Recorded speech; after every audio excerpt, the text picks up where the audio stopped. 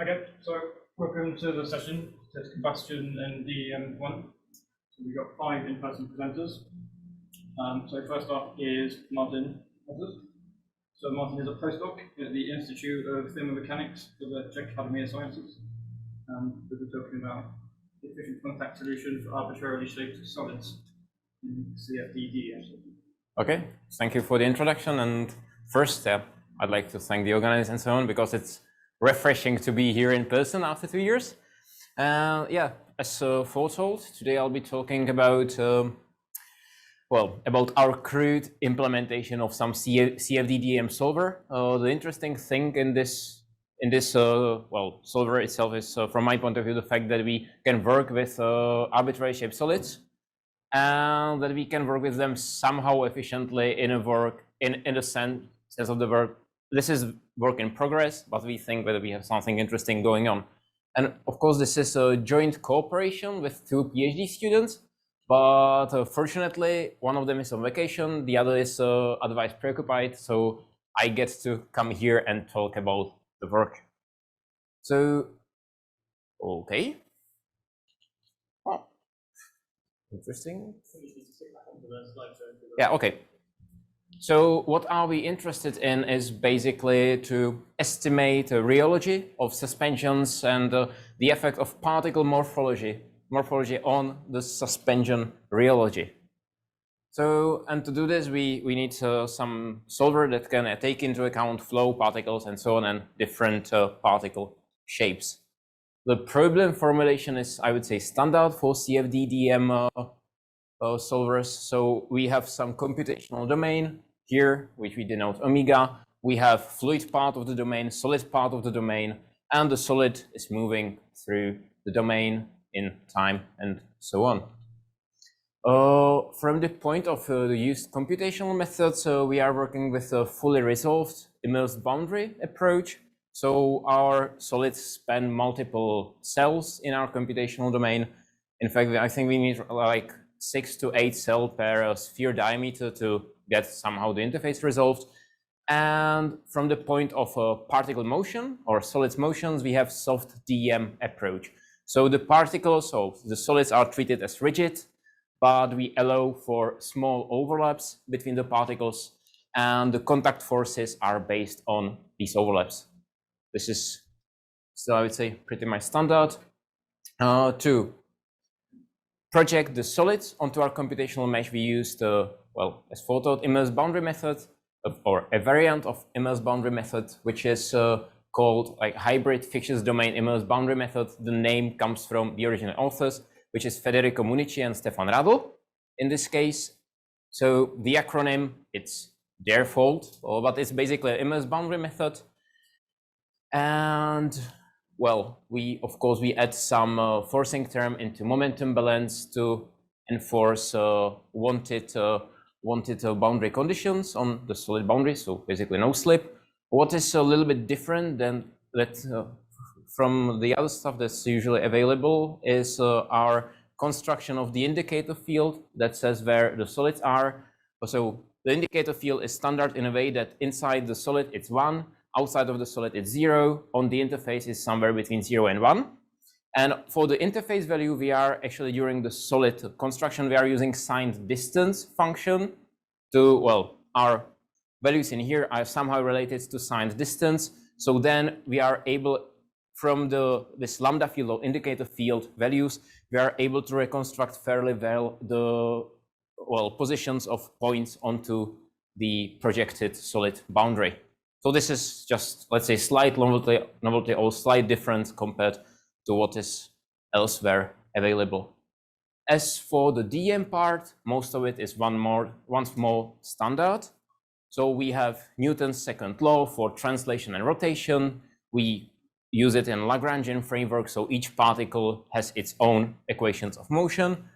We have standard forces present, like gravity or buoyancy, of course, drag force for the fluid, and the part that is, in the talk is the contact forces.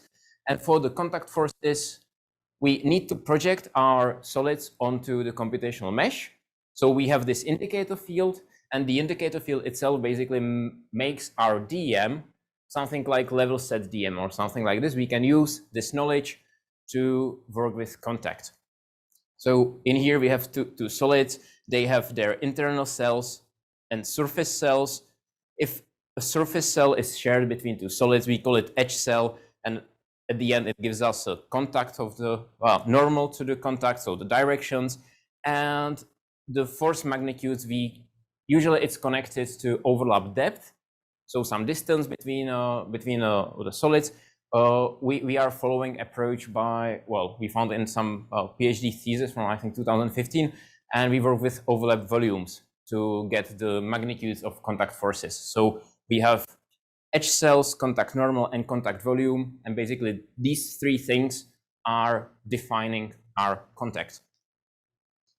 The reason that we work with contact volume and not with some depth or contact depth is the fact that we are trying to work with arbitrarily shaped solids. So I have in here an example of some impeller.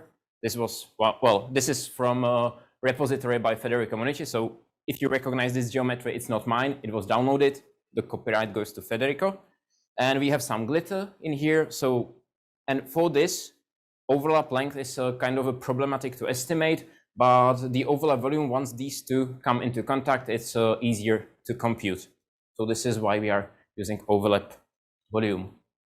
The solver itself, or it's not a solver, our OpenHFDI-BDM, its library, because yeah, this is hybrid fictions domain immense boundary method. This is discrete element method.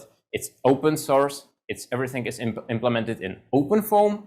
And at the end, I will give you a link, or the link should be available to download it from GitHub if you want to play with it. And basically, we have a library that can be connected with only minor modifications to arbitrary solver in OpenFOAM. We have at the moment, we have Pimple implementation for this, because yeah, it's to show something.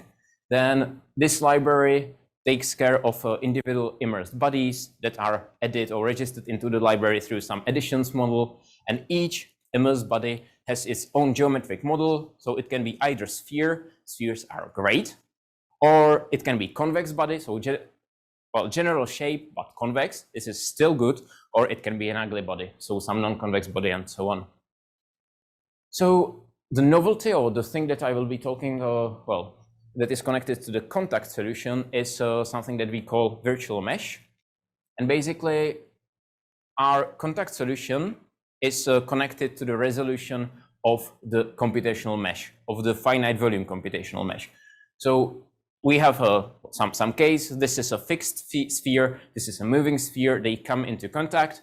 If they are ideal spheres, we can compute the overlap volume exactly. And based on the overlap, we get this nice and smooth contact force. If we treat these spheres as general solids, in standard way, we are limited. So this is our estimate for the contact volume. It's connected to the mesh resolution, and the contact force as the body smooth, it's non-smooth, which is not wanted. So what we do, or what we can do, is to do adaptive mesh refinement. This is already present in OpenFOAM. So we refine the surface, refine the interface, and at the end we get pretty decent estimate for the overlap volume. The problem with this is that it requires updates to the computational mesh, to the finite volume computational mesh, and it's awfully expensive.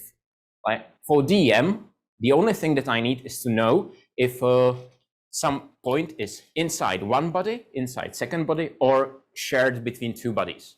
So actually, I need only to know if the point is shared to include it into my overlap volume. So I don't need any phase area vectors. I don't need anything. So adaptive mesh refinement is an option, but it's an expensive one. So what are we trying to do is to make it a little bit cheaper. The same thing, but a little bit cheaper. So from our discretization, we can estimate a potential contact. So if a contact may happen, then the idea is pretty simple. We just create ad hoc mesh, which is used only for DM. It's not at all connected to the computational mesh for finite volumes. So we have a bound box, and in this bound box, we create some hexahedral mesh. It's not at all connected to the underlying structure of finite volume mesh. So it's simple hexahedral mesh. And then the expensive part is asking the software if the points inside this mesh are shared between the two solids. And for this, we are, to make this as cheap as possible, we are using some marching cube algorithm. So we first identify possible contact, and then it's marching cube or it's octree, whatever you want to call it, just to limit eat up the shared cells and limit the number of inquiries to the software. So at the end, this is visualization of our virtual mesh, and this is the computed overlap volume. And of course, when we construct the overlap volume, we ask if a solid or if a point in here, or we call it subvolumes, if it is in one body or both the bodies and so on. So on the fly, we construct some Boolean matrices, and these Boolean matrices can be then identified or used to identify edge cells. So these are cells that have only, that are on the boundary of the contact. So, and these edge cells then can be, we get them from our virtual mesh and then can be used to get the contact normal. So we have overlap volume for magnitudes, we have normal for direction, and that's it. So that's the whole idea. So let's see how it works. So this is the same case as before, two moving spheres. And now we have a comparison of, this is ideal sphere DEM, the red line. Then the blue line is dynamic mesh with the same level of refinement as our virtual mesh. This is working only with the computational mesh. So this is wrong. This is the best I can get. And these are two options. So adaptive mesh refinement or our virtual mesh. And the ideal sphere as it is implemented in our code to solve this on some compute and so on takes 10 seconds. If I treat the sphere as STL and do not do any updates to my computational mesh, it takes roughly 5 times longer, so 50 seconds. If I do the virtual mesh approach to get the green points, it's 54 seconds, so it's basically the same. If I'm trying to get the blue points in here, it's 23,000 seconds with adaptive mesh refinement. The last, it could be optimized, it could be made faster. I don't need to refine all the interface, just the contact, but still, even if I would be able to make it 10 times faster, it's still too expensive. So this is important if you want to use the code. So it's the same case, because I don't want to talk about different things. But once it's solved on a hexahedral mesh, this is finite volume mesh, which is nicely hexahedral. This is, general polyhedrons. And in here we have an overlap volume estimate for both the cases, which is basically the same, despite the fact that, in the hexahedral mesh, all the potential contact cells are fairly nicely located. These are their centroids. On the polyhedral mesh, these are the centroids of the potential contact cells. So the bounding box in here is a little bit bigger. It needs more computational time, slightly. But at the end, the solution is the same, irrespective of the underlying finite volume mesh. Now, so this is, I promised general solids, so I will move from spheres a little bit. So this is dynamic mesh result, virtual mesh. They are basically the same, but I think this was like an hour or two, and this was 5 minutes to get this result. Okay. Yeah, of course. In the dynamic mesh, which it's just adaptive mesh refinement as implemented in OpenFOAM with just slight modification because we need interpolation points for our immerse boundary, but it's basically as implemented in OpenFOAM. Then we just put together comparison with lights, which is somehow used, and we just put a bunch of spheres in a box and we measured porosity, and it came up with a similar number, so we thought, yay, it may work. Then we tested the coupling between solid and fluid, so effect of presence of projected solid on the flow. We have 3 types of meshes. So this is nice hexahedral one, triangular mesh, and polyhedral mesh, because it's 2D case. We have once more the same impeller. I'm reusing the stuff that I have. And this is, we are low in laminar regime, Reynolds number 100 and 500. But it works fairly nice. The results are the same compared to each other and also to standard CFD simulation like use Snappy to get this geometry. Yeah, then Thomas Hagenmeier measured very nice experimental data set. They just had some glycerin tube. They let some sphere fall, and they measure not only the settling, but also the bouncing of the sphere from the cylinder bottom. So these are these jumps. So this is velocity of the sphere with respect to time. So first settling, bouncing, second settling, and so on. This is some steel particle. This is some PTFE, so I don't know, Teflon particle. Yeah, the experimental data, we have some surrogate model and the results of our library, which is, well, good for us, good enough for us for experimental validation. Then, yeah, what it can do. So, yeah, first we have periodic boundaries, because usually in these CFD-DM fully resolved solvers, you are limited to, in our case, if I won't have nice spheres, then to roughly 10,000 particles. If I want to have general solid, it goes down. Like really like 500, 1,000 particle on 32 core machine is what we can do with reasonable times. So to limit the problem size, we implemented periodic boundary conditions, which is cool, because if you have periodic boundary conditions, then you have particle clusters for free. Because yeah, now it's cluster, now it's single particle, and so on.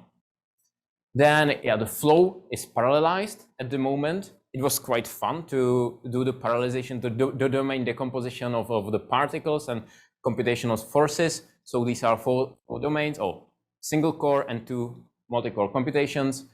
What is work in progress is DM parallelization, because up to now we were like, for 10,000 particles, you don't need to really parallelize DM, because for each particles you need, for each diameter of particle, you need like 6 finite volume cells. So the flow computations are fairly expensive. But now we want to have this complex particle shapes and so on. So the DM itself is awfully expensive. So we need to parallelize this as well. So it's currently being worked on. Then yeah, are just some nice images. So this is fluidation. We have inlet velocity profile for some column, and yeah, these are just a few particles floating around in the flow. This one is my personal favorite, because I use, well, the same impeller as before. This was basically the source for the problem for contact depth, if you can recall from the start of simulation. So we are just adding glitters, so these glitters in here, and we are letting them flow around and come into contact with each other and with the walls and so on. So this is velocity field on this cut through the domain. It's just nice to look at, but the physical meaning of this is pure zero. So what is physically interesting, and what was our goal in the first place, was to get some rheology properties estimates for particles of different shapes.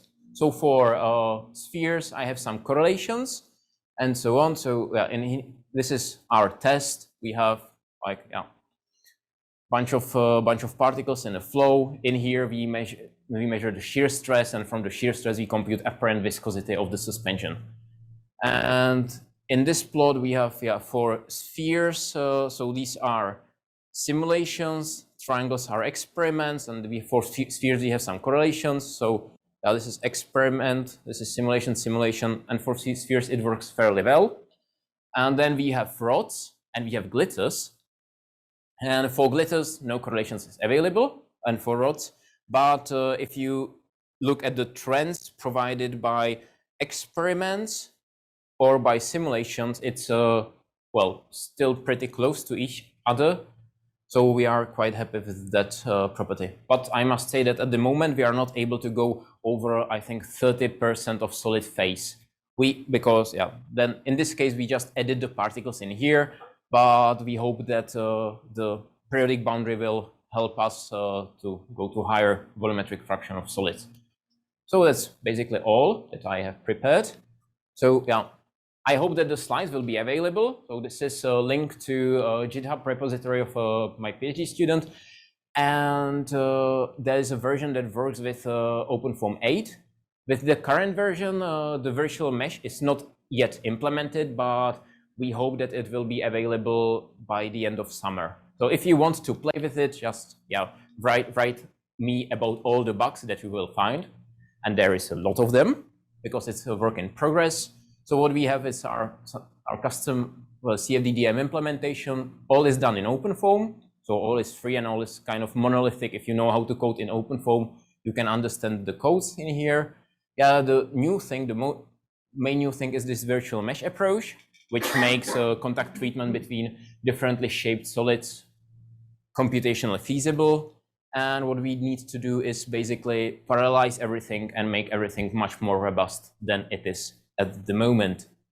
Yeah, if you are interested, we have a recent publication on the framework itself, still with no virtual mesh. We hope to, well, write this down in the next one. And there are some like partial results in conference proceedings and so on. So yeah, this is a small advertisement because from my group there are two more participants. So if you would be interested in using this hybrid fictitious domain immersed boundary in topology optimization, there will be talk in optimization section. Or if you are interested in reactive flows, there's another talk from our group in Paris media section. Well, a colleague of mine is solving flow through some nice structures. So with this, I would like to thank you for attention. Yeah, if you have any questions, whatever. Yeah.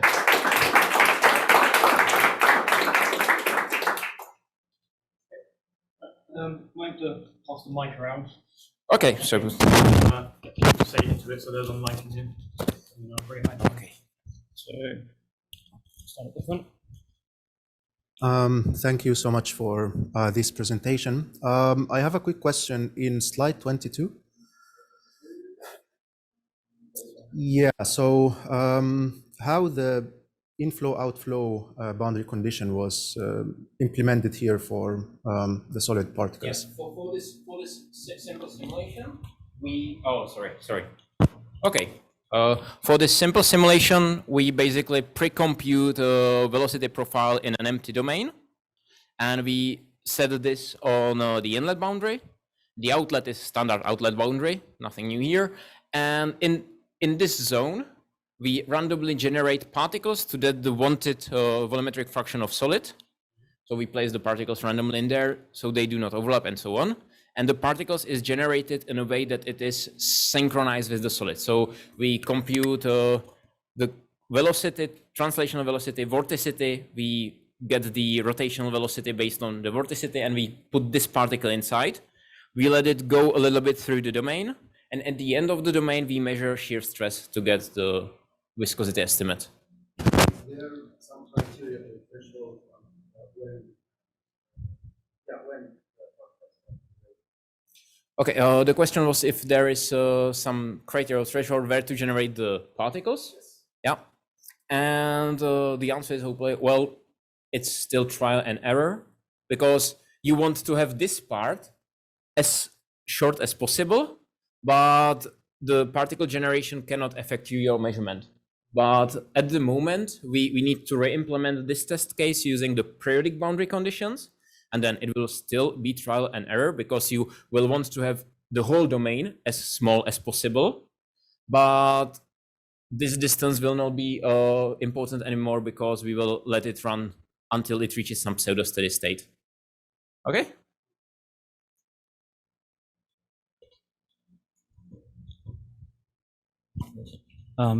Thank you for impressive work. I'm wondering, do you consider the rotational or frictional effect between particles? Thank you. Yes. Well, I was only talking about normal contact force because it's, I think, the most straightforward one to explain the basic concept. But we need to have normal contact force, tangential contact force. We have friction because, yeah, one of our test cases is just basically a sphere rolling down a surface. And there is analytical solution for this, so we need to match. We have rolling friction, we have tangential forces and so on, and then for some physical application, we have also adhesion. So it's.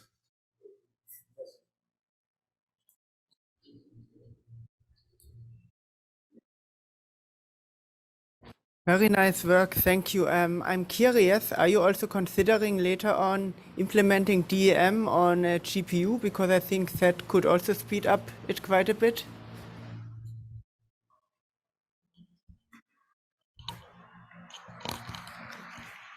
Okay, thank you for the question. And the short answer is no, not at all. A little bit longer answer is that for this, I don't really think that implementation will be so much, well, so beneficial, because for generally shaped solid, each immersed body carries with itself a huge amount of data, or not a huge amount of data, but for example, the STL file. So it's for at the moment, actually, even if the particles have the same shape, each of them carries a STL file. And on GPUs, I am extremely limited by the available memory.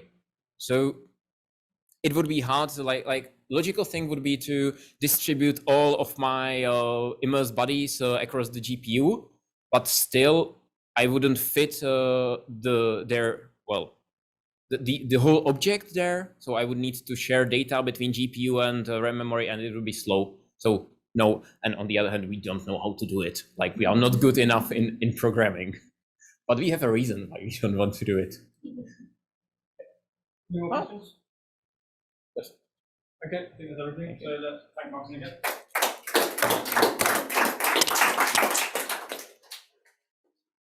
Okay, so second, our next speaker is Camden Chih-Chia Huang.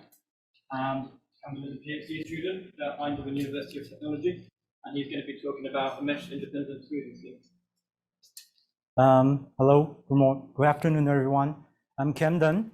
So today I will talk about the smoothing scheme method that we use for polydisperse systems, simulations, and we sort of my background is in combustion, also DEM, and then I'm doing the validation of my solver, and we encounter some problems, and then we develop this new smoothing schemes for Euler-Lagrange simulations, and that's sort of the background. And then I will talk about this. So this is the content of today. Give a short introduction and talk about why we have this problem and challenges, and discuss these new methods we call about non-constant diffusivity smoothing methods. And I will show a demo, result, and then conclusions. So in Euler-Lagrange simulations, we often have this, we must have this information exchange between two phases. So for example, if you are working on CFD-DEM, then we have to, unresolved CFD-DEM, not the resolved one, then we have to exchange the information of about the particle volume fractions. And in other cases, we need to exchange the momentum or heat and mass transfer. So these two are needed, but then particle volume fraction depends on what kind of Euler-Lagrange simulations you are using. But these are information that needs to be exchanged. So how do we exchange it in the CFD-DEM framework? So we have this particle centroid method. So as you can see from the illustrations, we have particles that's sort of cut in by two cells. And if we use the particle centroid method, depends on the centroid of that particle, we basically assign all the information to that cells. So for example, volume fraction, then we just put it onto that cells. And this is very cheap because just depends on the centroid, then we can do it. But the problem is very jumpy. So when particle come across the other cells, then we have a huge transition for a volume fraction and any other quantities. And the more advanced method is divided particle volume method. So it's also very cheap. So depending on the volume overlaps between two cells or even more cells, then we can assign a weight based problems, and then apportion those quantity to each cells. So this is also very cheap. And they offer a smoother transition compared to the particle centroid methods. But there are some issue when your particle size is roughly about the cell size. And because if your particle is getting larger and larger, then you are basically assigning, for example, volume fraction estimated in the wrong corrections. So this is not ideal, but still this is mainly used in the CFD-DEM framework. And also we have a more sophisticated methods, the kernel methods. So basically, we assign this kind of distribution is a kernel. You can assume it is a Gaussian, where it's the top at any kind of kernel you want.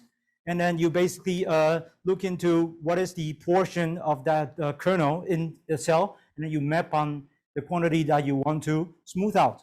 So this is, but the problem is that it needs to look for all the cell distance based on the cell and the particle distance.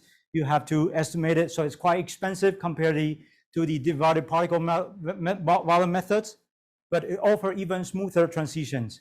So we see that this DPVM method, in short, it's very cheap, but there's some issue, and the statistic kernel method is smoother, but it's quite expensive. So we are wondering, can we sort of combine these two methods together? And in the literature, there's a very popular method, which is the diffusion-based smoothing that combines sort of these two. So the process is that we have a particle in the cell. We use PCM or DPVN. We assign the quantity to the CFD cells, and then we do a diffusion process. So diffusion process, it's very cheap because in diffusion process, we don't have convections. If you're doing OpenFOAM, the matrix is symmetry, so it's very cheap, and it's also very smooth.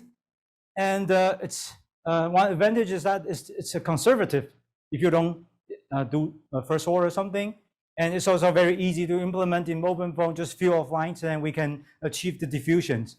And I want to mention that there's a derivative with time, but in simulation, we just take a pseudo time, one step, and then we smooth out. We do a diffusion for one single time steps, and then we get the results. And also, this diffusion, it's stable because when your particles is roughly the same size as your cell size, then you can do this smoothing to make you don't have that jumpy volume fraction for momentums. And it is also very useful for parcel-based methods. So in parcel-based methods, we are basically trying to reproduce a bunch of particle clouds with a single representative. So if we have 27 particles, then we replace it with the one single particles, then we are trying to mimic all the physical property of this cloud. Well, of course, it is not the same, right? So we can do this diffusion-based smoothing. We can smooth out the area of influence, trying to reproduce this particle cloud. So compare the original one and the smooth result. So this is also one of the benefits that it's being used in parcel-based or coarse graining methods. But there are some, I'll give you one examples. So this has the diffusion-based smoothing has been used in literature. For example, you can see this is the solid volume fraction, and then we do smoothing and then smooth out the results. And also we have this smoothing length, which if you change the smoothing length from half of the particle size to 2 times the particle size, then you get a wider distributions. So we can basically tune this smoothing length to have a area of influence as you want. So some challenges, if we do polydisperse simulations, is pretty good because we have all particle size that's the same distribution. We do a diffusion, and then we have this diffusion coefficient is basically one length that can predetermine from using your simulations. And you have this smoothing length, L, and for monodisperse, it quite makes sense because your characteristic length for all the particles is the same. And that's not a problem. But when we move on to the polydisperse system, when particles are different sizes, then now if you apply this constant diffusivity methods, then you are basically assuming that all the particle has the same area of influence, which you might argue it is true, but we don't think it is true. So we wanted to get something like this. So the area of influence per particle depends on the particle itself and depends on the particle size. So we wanted to do something like this. And how do we do that? So we basically play with the diffusivity. So in the previous method I mentioned about constant diffusivity method, the diffusivity is constant everywhere in your CFD cells.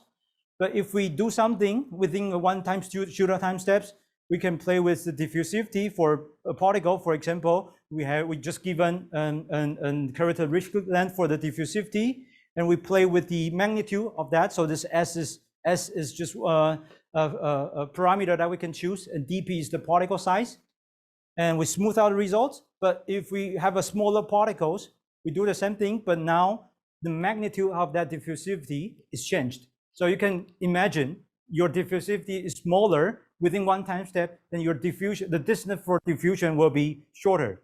So that's the basic idea. We play with the length for the diffusivity and also the magnitude. But magnitude is more important. We play with the magnitude, and even for small particles, we just shorten the diffusivity, magnitude of it, and we diffuse within one time step, just only a tiny bit of your simulation grid. So that's the basic idea. But how do we realize it in the code? So not in the code, but in formulated in equations. So what we do is we have the particle size information, get it from the DEM or Lagrangians. We first smooth out the particle size, then we get a map of a smoothed particle size, and then we use that particle information to get the diffusivity. So as you see, there are two free parameters that we can use. And then once we get the diffusivity, then we feed in this diffusivity. Now it's not constant anymore. It's a function of a it's a spatial difference. So then you use this to smooth out whatever quantities you want to use for volume fraction, momentum, and heat and mass exchange. So for example, if we have two particles, so this is the just one-dimensional demonstration. We have two particles, one big particle, one small particle, and for some reason you have some source term that's identical. So for big particle, small particle, you have the source term is the same, as you can see over here. And then we apply this constant diffusivity methods, and as you can see, this is the result. Smooth out, it's quite smooth, but you cannot distinguish what is the particle size based on the smooth results. So using our method, so I choose the L star and then as the two parameters that I use, and then you can see that the results now for the bigger particle, it's smoother, wider, and for a smaller particle, it's more concentrated. So this is the benefit of this method. And I want to talk about how do we choose this L star and the parameter S. So I just go still using one-dimensional systems, so a single particles, and then I compare with the constant diffusivity method. And you can see the constant diffusivity, all the cell diffusivity is the same as the name suggests. And this is the smooth out volume fractions. And these are from my method, non-constant diffusivity. You can see that the only difference is the parameter S, which one's 1, the other is 5. And as you can see, the magnitude of your diffusivity changes. And then such that, because this diffusivity is smaller, such that one single time step, you only diffuse a little bit from the particles. So that's why the result is more concentrated. But the other one, the diffusivity magnitude is higher, so that such that you can diffuse further. And we can also do a parametric sweeping study. So we basically sweep the L star and the S, these two parameters. Then you can see you have all kind of morphology. And then based on your needs, for example, if you believe the area of influence looks more like that, then you can choose a combination of S and L star. And we also get the one-dimensional analytical solutions.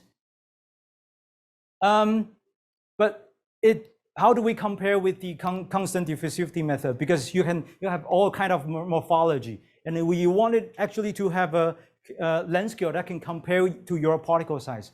So what we do is we define a characteristic length for the smoothing operations. So basically we say that, okay, the smoothing to the distance, this LC, characteristic length, is actually the 60% of the total area that's being smoothed out. So we take this as our quantity. And how do we come up with this 63%? Is we based on the non-constant diffusivity, constant diffusivity methods. Then we can get the analytical solution. The total area is 1 minus 1 divided by E. So it's 63%.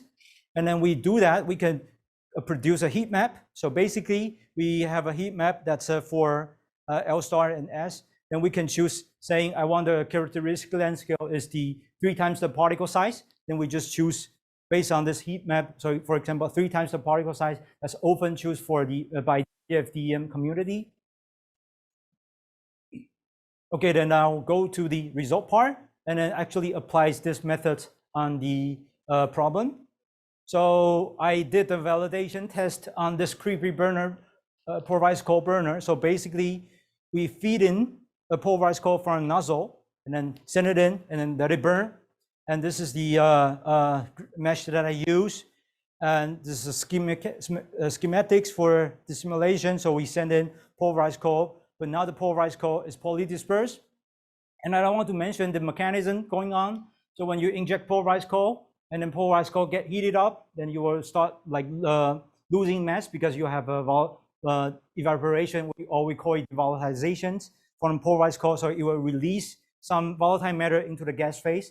And then in the gas phase, it will combust. So, and this is the result that I use Blender to render. So it looks quite amazing. But let's look at the quantitative results and also qualitative. So this is the animations for the final simulations. And so I injected particles from nozzle and then sent it in. And as you can see, there are some turbulence feature, but the Reynolds number is quite low. It's around 2000. So it's not really turbulence. And you can see that the particles temperature, we send it in 300 Kelvin, and then you get heated up by the flames because there are combustions going on. So temperature goes up. And when temperature goes up, you started to release volatile matter. And also those volatile matter will combust with the gas. So what we do is we sample the oxygen along the center line. So this is the result that you see. So we have experiment and compare with our original case. So our alpha equals 1 is the original. So that means we don't do anything with the particles, but alpha equals to 3, that means we do the, when I mentioned before, the so-called parcel bait methods. So basically lump every 27 particles into one single parcel, and then we simulate the parcel. So we have, we can reduce the computational cost. And yeah, as you can see that when you're going downstream, further downstream, the oxygen goes down, level goes down because you have combustion, and also the oxygen is replaced by the, not replaced, but then you have the volatile matter coming out from a particle. So then the oxygen level decrease. And if we use these parcel methods, then basically we have totally different results. And this is quite expected because we have, so for example, you can look at the color. In the original system, the source term from the particles, for example, the volatilization, the source term is laying over all the cells. But when you lump it into a single parcel, then we have all the source term that's inside one single cell. So basically, you are changing the physical or chemistry in your CFD. So that's not ideal. And what we can do is, of course, doing this smoothing method. And what we do is first apply the constant diffusivity smoothings. Then you can see that the results improves because now you actually smooth out as if the parcel is a cloud of particles. So the simulation results improve quite a lot. And we are comparing to the alpha equals to 1. But can we do better? So what we do is we look at this heat map again. But by the way, in this result, we use the characteristic length scale 3 times the particle size, that's often used in the CFD-DEM community. And we just also choose 3 times the particle size, but there's a lot of combination for S and L. So first we try this point. So L star is 8, S is somewhere around 4.5. Then we see that this is the purple line. Results got improved because now we are actually reproducing the polydispersity of the particle distributions. But if we choose at this point, solution get better. And if we choose a combination of S and L star, then we get a much better result, almost reproducing the actual original systems. So this is a huge improvement. And compare with the constant diffusivity method that has been used for the community, I would say it's quite a big leap forward.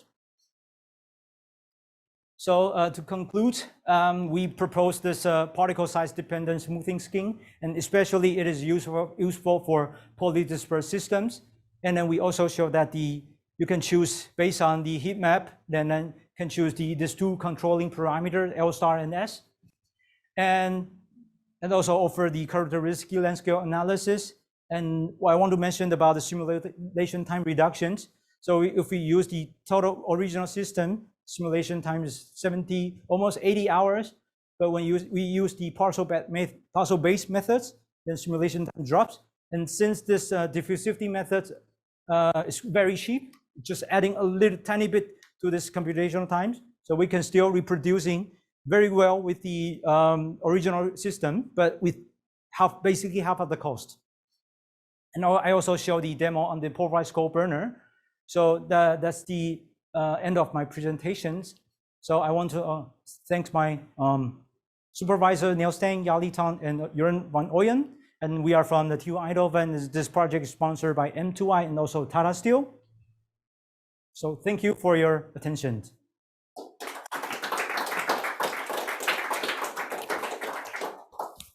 Thank you, Ham.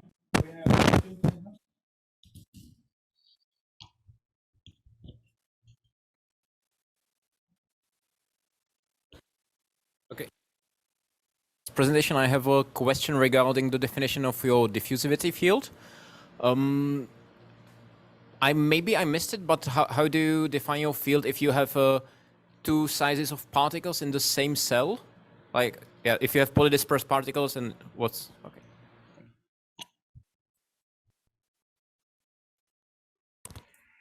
Thank you for your question. So yes, indeed, I didn't mention that in detail, but so if you have two more particles in one cell, we use a Sauter diameter as a representative for that diffusivity. So you basically capture the largest contribution. For example, you have big particles, then and a small particle inside one cell, you can assume that the particle is dominating the area of influence. Then the small particle doesn't have that much of the influence to your diffusivity. So we use a Sauter diameter. Any further questions?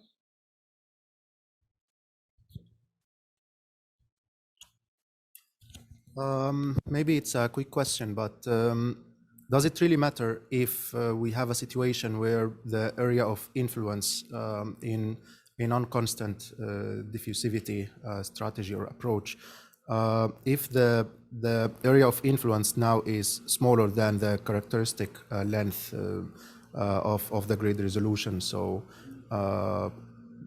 does it matter in that case, or like, is there some sort of lower bound that is set for the smoothing length? So.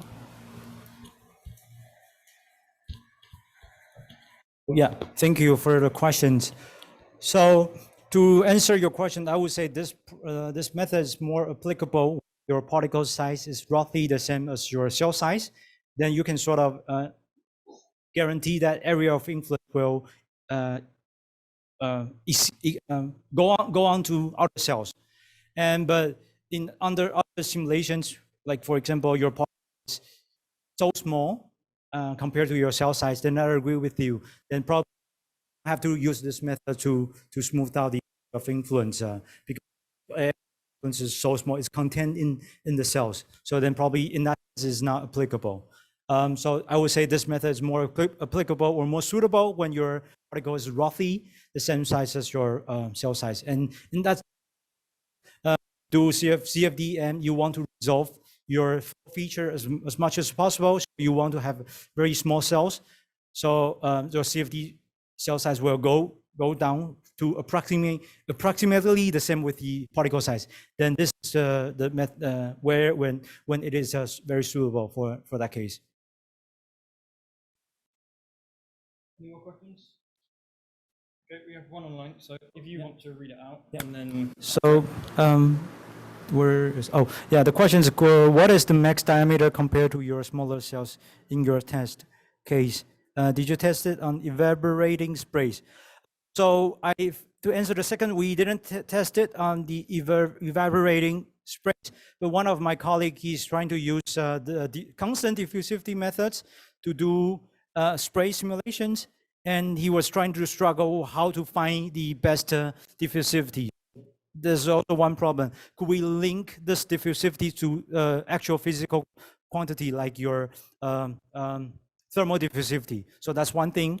And the first question is, what is the max diameter compared to my smaller cells in my test case? So yeah, so in that sense, it's roughly 1.2. So particles is almost like yeah. So cell size is cell size to particle size is 1.5, somewhere like that. So it's very close to the limit. Okay, I think that was the only one there. So, okay, that's all. Thank you again then. Thanks a lot. Great. Thank you. Great. So, third speaker today is Professor Julien Reveillon. Yes, that's right. Julien's a professor of fluid mechanics at the University of Rouen, Normandy. We'll be talking about simulation of impact. Thank you for the introduction. So I won't repeat the title again, just to say that I'm a part of a group of a team of 6 people who work on the subject. The context of this work is mainly industrial site and principally chemical plants. In this kind of sites, you have a lot of transport of gas or of combustible gas or liquid, and sometimes you can have some leakage of this combustible. When you have a leakage, you will have some mixing with air, and at a given point, you will reach some flammability limit. And if there is any source of heat on the site, like for example an electric arc or even a cigarette, you will have ignition of the cloud, and then a flame will propagate, 2 kind of regime, deflagration or detonation or both, and then it will result in serious damages. So our objective is to work on the simulation of this kind of problem, even if there is some limitation, as we will see. So we want to be able to evaluate possible damage on human, of course, first, and then on the structures. And the main point to capture, if you want to do such simulation, is overpressure here.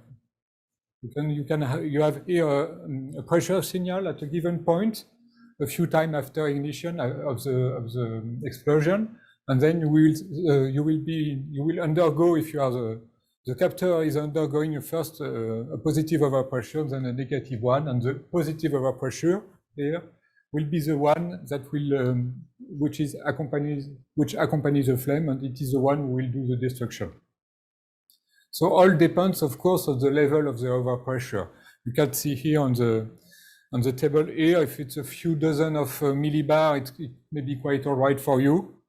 Some indirect damage on human and some glass or window destruction for the structure. But as soon as you reach several hundred of millibars, in that case, you have little effect on the humans, and you have severe damage or even complete destruction of building. So if you want to simulate this kind of configuration, you have to be able to capture correctly, in fact, first the overpressure. So, the second point that interests you is how the flame, which is propagating, can have a change of regime. First, it can be a deflagration, so for a slow-going flame under the speed of sound, and then we can have a transition to detonation with a flame whose velocity is greater than sound speed. And there is no real-size experiment, of course, of this kind of explosion. There is only feedback from actual catastrophe, actual chemical plants which have exploded. So there have been some feedback that are showing that, of course, the destruction is not isotropic, starting from the centers, from the ignition point. In some direction, the analysis of the structure destruction shows that you have several hundred of millibar of overpressure, so severe destruction or complete building destruction. And on other direction, you can see that there is only a small, few dozen of millibar, and then very few impact on the structure.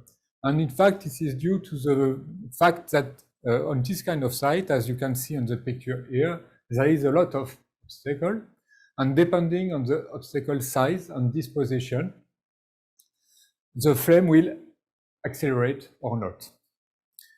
So why the flame is accelerated? There is 2 direct impacts. First, because the flame is going through the impact or around the impact, there will be a stretch of the flame surface, and so an elongation of this surface, and if the surface increase, the flame speed increase. And the second indirect impact, that is behind the obstacle, you will have a wake, a turbulent wake, and the turbulence generated by this wake will increase the local wrinkling of the flame. So if you have a wrinkling of the flame, you will have again an increase of its velocity. So these two factors are the main point that we want to understand to be able, for example, to determine the dangerosity of some site, or even to develop new site where, if there is, in the event of an explosion, we can limit the damage. So the main idea of the project I'm showing here is to select or develop numerical and physical models so capable of modeling UVCE in the near future, because we have a small problem of dimension, so that's why I'm speaking near future. So with OpenFOAM, of course, that's why I'm here. A main point here is that if we speak about combustion, which is funny with this study, is we had to go back in time, because now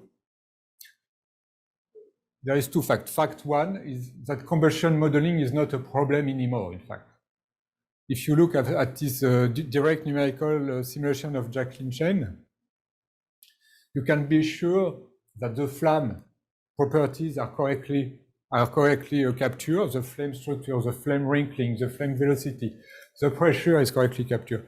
Even the species, each of the species or pollutant species are correctly captured. Okay, they say that there is a few percentage of difference, but mainly from the industrial point of view, I mean, with this kind of simulations, you have nothing more to do. If you can do it, no need to use OpenFOAM or to develop model. The only problem, that's why we have still work to do, is that this simulation has been done in a 3 by 4 centimeter wide box, and it needed 1,300,000,000 points. It's the first line here. I took it from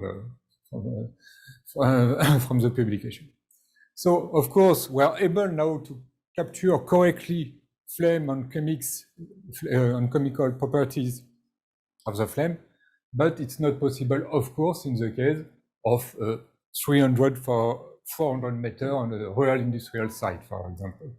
Our objective here was to say, okay, we won't try to begin with this one, and we will work on the dimension of the order of the meter.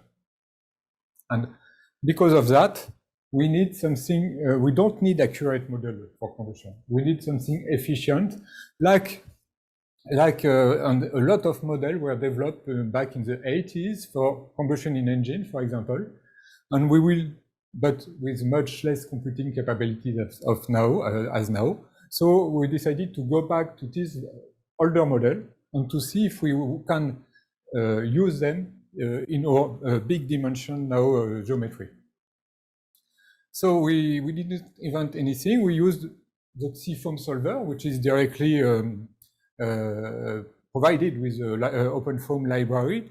CFOAM solver uses a regress variable b. B is equal to 1 minus the progress variable. So it means that if b equal to 1, it defines the area where you are in the fresh gas. If b equal to 0, you are in the area where you are in the burn gases, and in between, you are in the flame front. You are defining the flame front propagation, in fact. The transport equation of B is quite simple as well, at least for the first 3 terms. The time evolution of B depends directly on the convection and diffusion term. And of course, there is a source term, and we are speaking about combustion. And the source term here explains everything. And all the modeling difficulties lays here, because to compute the flame velocity correctly, we have to compute, of course, the correct source term.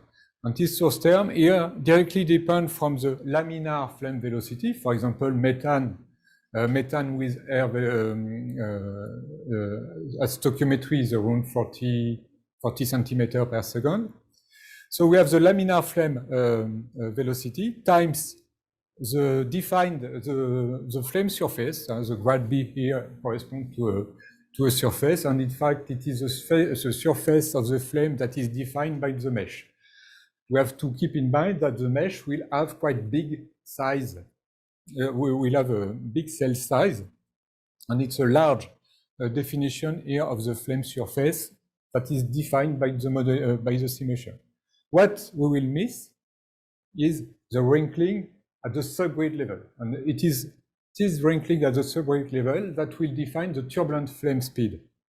And everything so lays in this term xi, which is defined here. It's simply the turbulent flame velocity over the laminar flame velocity.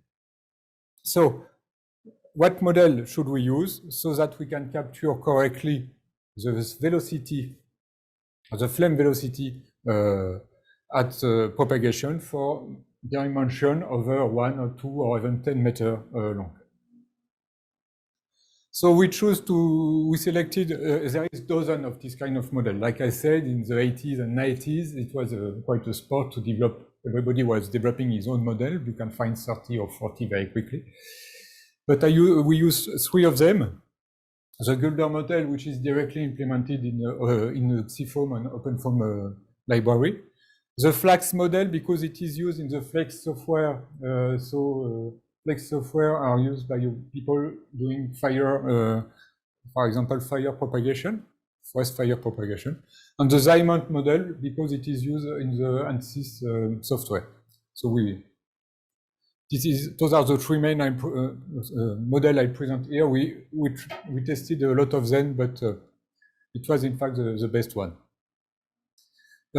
Before going any further, we wanted to see very quickly if we were able to capture the velocity and the overpressure.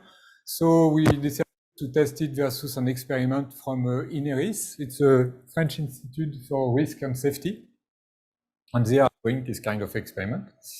So we have the experiment is called the XJET experiment. It's a 3-meter long grid, a structure of tube here, 3 meter long, 1 meter wide, and 45 centimeter high. Each tube here is 2 centimeter diameter, and they are spaced by 12 centimeter.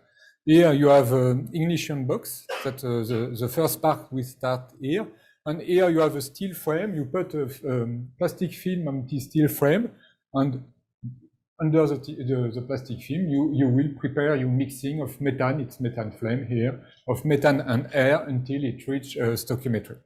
Once it is done, you keep the plastic film on and you ignite the mixture, and you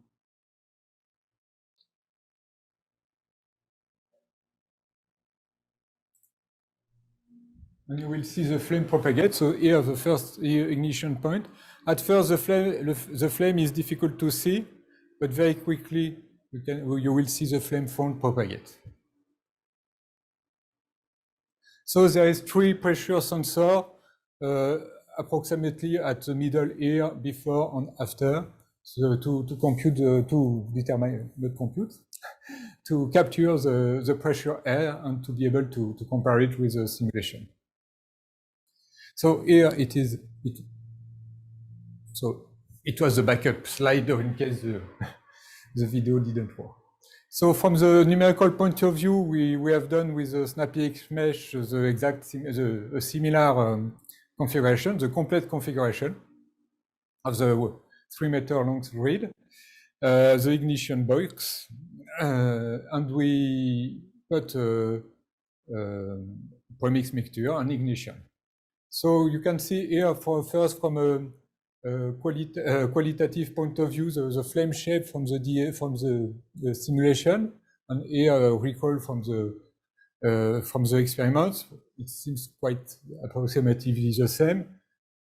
It will be, and here we can compare it following the with a movie.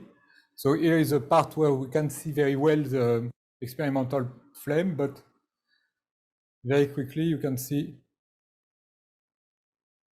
that the general shape of the flame is quite right, and the velocity is not so bad, but I have some quantitative data to show you.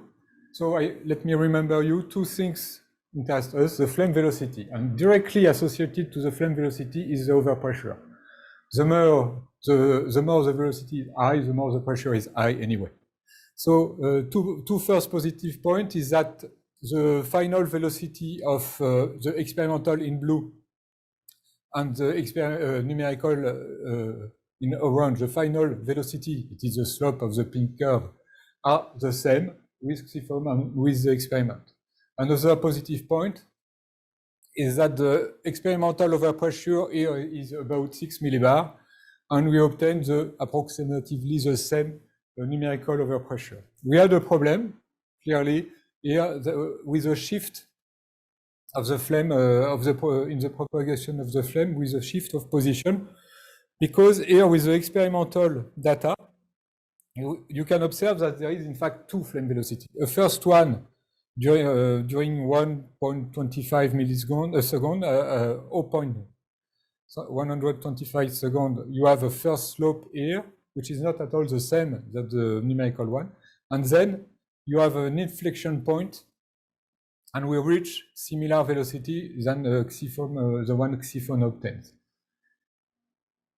So we tried a lot of things. We tried a lot of combustion and the turbulent combustion model, but we try also to add the source term for example, hydrodynamic instabilities and so on. We did not have a clue of what was happening here from an experimental point of view.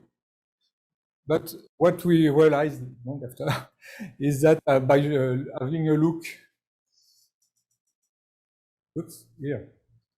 the time where you have the inflection is the time where the plastic film is lifted off the ground. So where you have a contact between external air and internal, in fact, the internal mixture. So I don't know if it is that, because we are not able with the CFOAM, we are not able to modelize to the simulation of the same configuration with the plastic film. So I'm not sure it's that. I have no proof. That's the only explanation we have so far, and so perhaps it needs some more work on it. But the important point remains that we have a good agreement in the terminal velocity. So at least we know that with OpenFOAM we are capable of capturing that for several configuration geometry very large, and we capture also the overpressure level. It was not quite easy because there is some, but I will come back to it later. There is some trap anyway, and we have the problem with the difference with the inflection of the experimental velocity. So knowing all that, we decided to, now that we have some confirmation that CFOAM was doing some good work, in fact, we wanted to go back on some of the basic information we wanted to work on. That means, what are the direct impact of the obstacle propagation on the flame propagation? So we came back to very classical again configuration. This time it's a spherical, the expansion of a spherical flame. Here you have a free flame propagation, no obstacle, and here the same flame but with the presence of obstacle. The obstacle we choose are of two kinds. There is a staggered, you can see here on the left, the staggered configuration. So we have a shift a bit from one rank to another of angle. And here we have an aligned configuration, just to see if the fact that if we increase the number of obstacles change anything. There is two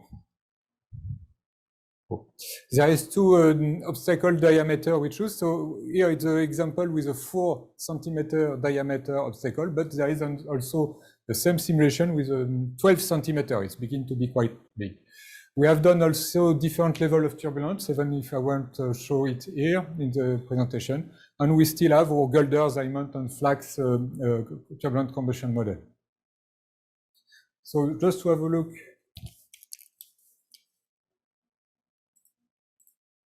at what happened with this configuration. It's a 2D cut here, just to show the flame propagation. So the advantage of doing this kind of configuration, if we are able to do the spherical statistics and to have accurate statistics, which we cannot have with the previous configuration of the tube of the XJ configuration. So starting from these results, we began, I won't be able to go too much into the details, but we began to do an analysis of the effect of the direct effect of the obstacle on the flame propagation. And we were wondering what if the combustion model were able to capture it. So here, for example, you have two examples of the staggered obstacle configuration, aligned obstacle configuration. And the main conclusion of this kind of comparison is here that the staggered and aligned obstacle don't change the flame velocity. You have exactly this one shown on the left here is represented by the green and blue line. It's not very visible because it's superposed, but we have exactly, it's a flame position, but that means that the slope is the same as well, and so we have the same flame velocity. However, if we change the obstruction rate, that means if we change the size, the volume of the obstacle, if we increase this volume of obstacle, then the flame velocity increase strongly. That's the second series set of curves here. Again, with the staggered and aligned obstacle, we obtain more or less, but we obtain approximately the same flame velocity. But you can see that it's the obstruction rate, of course, that induce a flame acceleration, which is not a new result. In that case, it has been already been shown several times.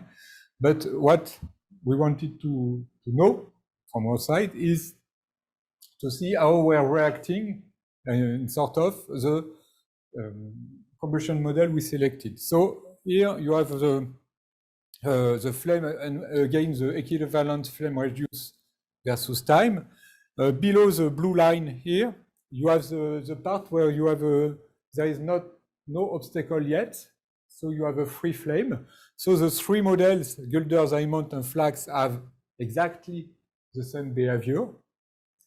It's totally natural. They have been developed for free propagating combustion. They are not been set up for combustion with obstacle. But as soon as we reach the first rank of obstacle until the last rank here, we can see quite big difference. In fact, sometimes in the flame velocity induced by each of the model. So we reach difficulties that in that part we will need more detailed experimental results, and it's quite difficult to obtain them because we discussed about that with Ineris. The fact that there is obstacle in the domain makes difficult to capture to have many information. But we compare it anyway with the XJ configuration. So as a first conclusion, good news, CFOAM is able to correctly characterize the propagation velocity for dimension over, here it's 3 meter length. The sphere I showed you, it's a 6 meter diameter, so it's quite a serious dimension. As far as combustion is concerned, yeah, of course, because knowing that the flame is generally half a millimeter wide, being able to capture globally its propagation velocity is a very good news. 2 pieces of advice if you are using CFOAM. First, you have to modify a little bit the solver to bound B, because B is not bounded. Very quickly, if you use it as it is, you will have negative B. That means that you will produce reactant, which is not at all physical. And another thing, and it's a big no, do not use in OpenFOAM there is an ignite module for ignition of mixture, and do not use it because the first several time step it generates a pressure wave that is not at all physical, a velocity that is not at all physical. So we did not use that. We just put a plot an area where we had already a burn gas, and it worked very well. On the second set of conclusions, it's as I said, the disposition of the shape, even the shape of the obstacle, are not of primary importance. The obstruction rate is, and the combustion models they have been developed for freely, like in this area, for freely propagating flame. But we can see some big difference in the size in the area of obstacle, and in that case, we need to determine if we had to modify them or if one on Z is particularly well suited. But we have a lack of data concerning this point. And just to do some publicity, this will be published. It has been accepted. It will be published in the Fuel Journal, and there is much more detail on the flame structure. Thanks to the spherical configuration, we were able to have much more detail on the configuration of the structure of the flame depending on the different combustion model. So thank you very much. If you have any question.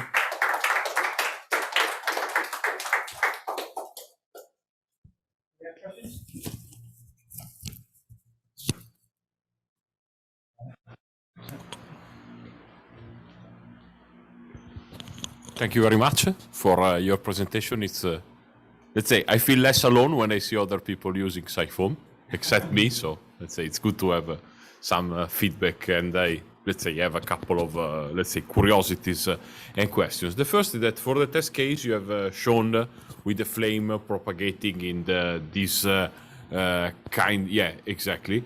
I don't know if CFD-DEM is really the right solver. There is this PDR foam. Have you ever heard about it?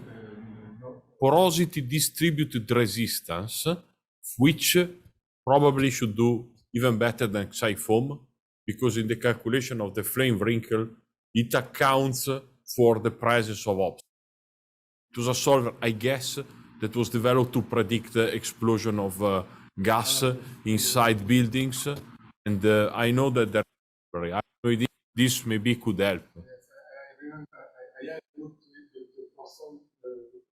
The pressure of that was not adapted to what we wanted to do. Ah, okay, okay, good. And you tested free correlation. Why didn't you try also the pH one? That, to my opinion, is probably the best. In fact, we tested a lot of them, and we selected the one who were giving the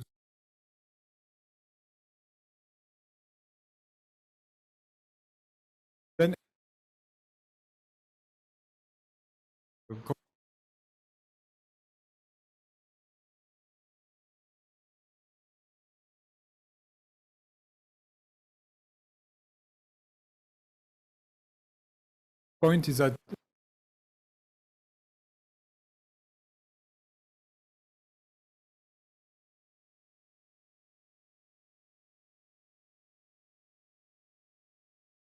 you are doing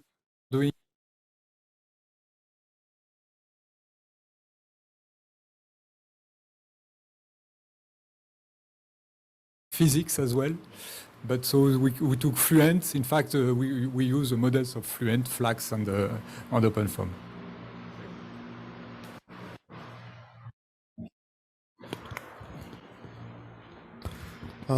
Thank you. There was, I think, at the beginning of the talk that I understood also that there would be interest to investigate the transition from deflagration to detonation, if I understood correctly. It's not to investigate it; it's to avoid it. But okay. The point is to be able to. Sorry. The point from the point of view of finesse. Of course, detonation is will be in the future being able to do the same simulation transition is of interest for Ineris and us, of course, but it was not the point of this. First, we started with deflagration step, and then later for the later objective to avoid the severe damage will be avoid the transition, in fact. So to have an obstacle disposition or building and structure and tube and so on disposition, so that if there is any explosion, we avoid the transition to detonation, if possible. Any further questions? Okay, thank you, Julien, again then. Thank you. Okay, right. So slightly ahead of schedule then, we've got Professor Bernhard, who's a professor of thermodynamics at the University of Luxembourg, talking about the application of the CFD-DEM-Coupling in large-scale biomass cells. Yes, good afternoon, ladies and gentlemen. Thank you much for the introduction. Yes, as a continuation from my training session yesterday, I'm talking now about basically, yes, large-scale applications, meaning a biomass furnace. Here you see actually the physical device. There, on the other side, the CFD model or the DEM model. And yes, basically, structure, introduction, particle resolution, furnace analysis, and summary. So basically coming to introduction, yes, the purpose of this modeling approach is basically to, yes, a representation of the entire biomass furnace process and its complex interactions, because like in any kind of solid fuel reactor, you have a very limited accessibility. You cannot look into the packed bed or the moving bed. You cannot take any measurements. So basically you can only have measurements, yes, some are in the gas phase, in the open board phase, or at the entrance or the inlet or the outlet of the furnace. That basically means that the only, or as I would say, the only resolution is to do some modeling, CFD modeling or CFD-DEM modeling, in order to have a deeper insight into the processes in particular that are happening inside the packed bed or the moving bed in terms of thermal conversion.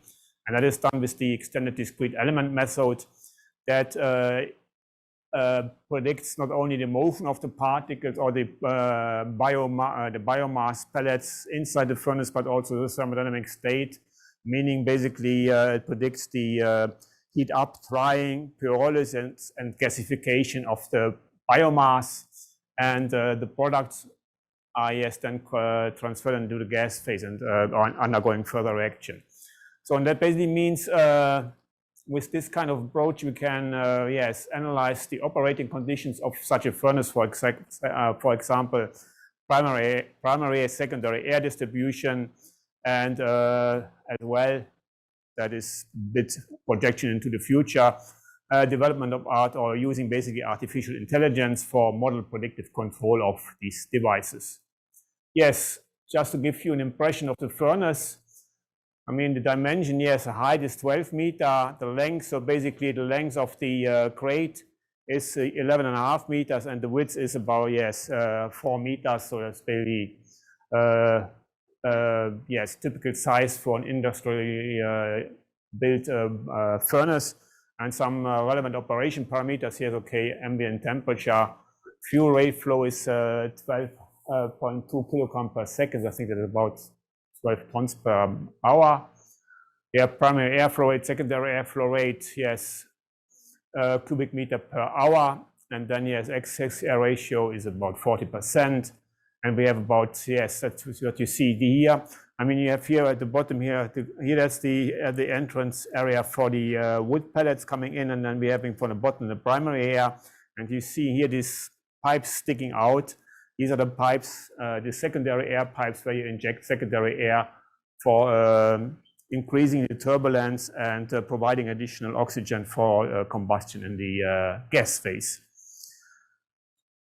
Yes, as already mentioned, the crate processes, that's the transport basically of the biomass through the furnace, and of course the crate velocity heavily has a strong impact on the residence time of the particles or the biomass pellets in the furnace.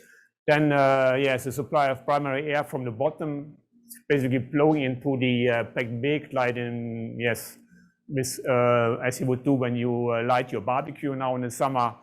Then, yes, a drying process of the pellets that is going to yield vapor that is transferred to the gas phase. Then pyrolysis process, and the pyrolysis process yields as products methane, carbon monoxide, carbon dioxide, hydrogen, tar, and coke. Coke, I mean, all these products are gaseous products transferred into the open board region, where then it's mixing with the secondary air and burning to produce yes, energy for heating purpose or electricity generation. And then the coke is the basically what you see after the pyrolysis process, the solid product of the process, and this coke is then gasified with primary air to yes, burned with primary air to produce then carbon monoxide, and then further oxidation in the off-board with secondary oxygen to produce CO2. Yes, that's what I already mentioned here in the last bullet. Yes, the freeboard processes, there's really all these things that are happening above the packet bed. There is mixing of the gaseous products with secondary air. And then, yes, desired complete combustion of gaseous products.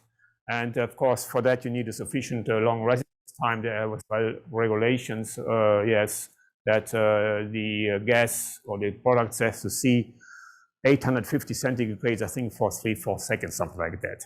So these are basically a summary of the main processes that are going to addressed by the model in the biomass furnace. And here just, yes, an idea about the CFD mesh. So basically what you see here, this darker area, I'm going to show you on the next slide, is basically what I showed you in the previous or in one of the first slides are these secondary air injections that we have done. Yes, of course, quick refinement here in order to have this. I mean, these pipes are rather small.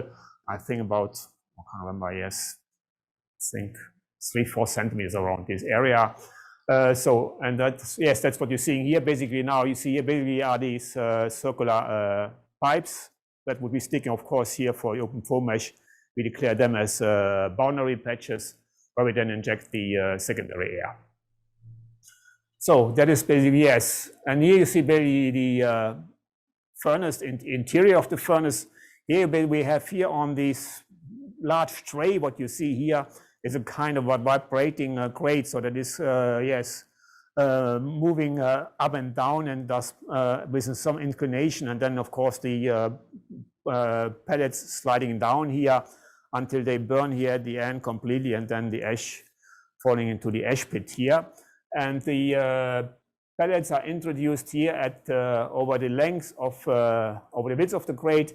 And this what you have here is basically a forward-acting grate. That means a staircase-like construction where every second bar is moving. That means something like that. This is still a constant bar, and the other one is moving back and forth, and thus pushing the pellets through the over the forward-acting grate through the furnace here. Then it drops basically essentially in the end into the vibrating into this tray here, vibrating grate, and undergoing the process. And of course, the primary air is coming from the bottom here, injected from the bottom.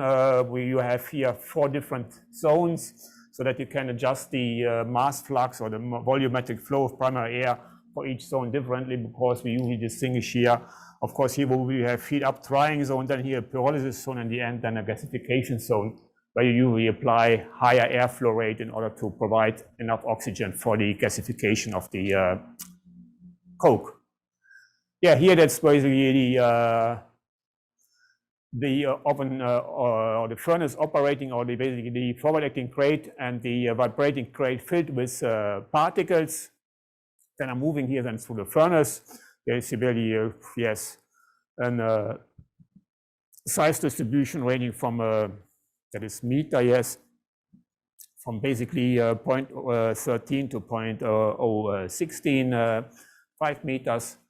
And now basically Yes, as already mentioned, yes. When we basically do then now doing the full simulation, we basically, for each particle, not only that we're predicting the motions over the crates, we're predicting as well the thermodynamic state for each particle. It means basically here, what you see here is I just picked one particle randomly, and what you basically see here is the temperature distribution versus time, here 1,000 seconds versus radius. So here basically the outer surface of the particle, here the center of the particle, and you see depending on the position or the location of the particle inside the packed bed, what's happened to this particle. Because of course, if you look at the packed bed, then the particles on the top, they're going to see the walls. And the walls are of course hot, so basically they have as a radiation flux onto the top particles on the packed bed. And of course that means they are heating up. And due to the motion we're going to see later, particles are then mixed and coming in inside the packed bed. And of course they don't see the radiation anymore. And that means other particles are appearing at the surface and seeing a radiation flux. And that is exactly what you see here. So you basically see here this particle during this period, it is on the top of the packed bed, seeing a radiative flux, heating up, and then of course heat is transported by conductivity into the interior of the particle. And then after some time, the particle disappears due to the mixing process on the forward-acting grate into the packed bed, is immersed into the packed bed, doesn't receive this radiative flux anymore because it just doesn't see the walls anymore. Then the temperature drops because it's cooled by the convective air, and of course losing heat to neighboring particles in physical contact. And that process is, yes, of course, repeating itself several times depending when the particle sees the top surface of the packed bed or not. And similarly, we can basically trace the, for example, let us here basically the temperature during the drying process. That means basically here, yes, heat up. Then we see basically here a kind of plateau-like surface where the temperature, the evaporation temperature is constant because we have a phase change from liquid to gas. And then once the particle is completely dry, then the temperature, of course, can rise again. And the advantage is that basically this kind of validation can be done with a single particle, because the physics for one particle drying is the same physics as for millions of particles drying. So you can basically take laboratory experiments that usually contain one particle, and you do that validation and verification study with one particle. So in this case, CPU PRM is not a question. You do that rather quickly. And then you have basically on the smallest scale, so the particle scale, you have a validated model, and you basically apply this model to all the particles in your blast furnace or in your biomass furnace and whatever you may look at. And of course, the particle or this model, what it is going to see is only different boundary condition depending on the position inside the reactor. And that, of course, determines then the drying process or any kind of other reaction process of a particle inside the reactor. And yes, here as well, the residual water mass fraction, where you see a very drying front going through the particle that is basically then showing here, yes, initial moisture content 33%, and then of course moisture content drops depending on the temperature evolution inside the particle. And then yes, that is really on the particle level. Now we're getting a level higher to the furnace. Essentially here, my base should be here. Yeah, I'll explain here now first. Yes, first basically, as I already mentioned, the drying process. So you see here basically the pellets coming in, they're receiving a wall flux, a radiative flux, the particles heating up, drying, and of course generating an, what I wanted to say, a vapor. This vapor is transferred into the gas phase, and you see, of course, here in the drying region of the packed bed, here's the heat up region more or less.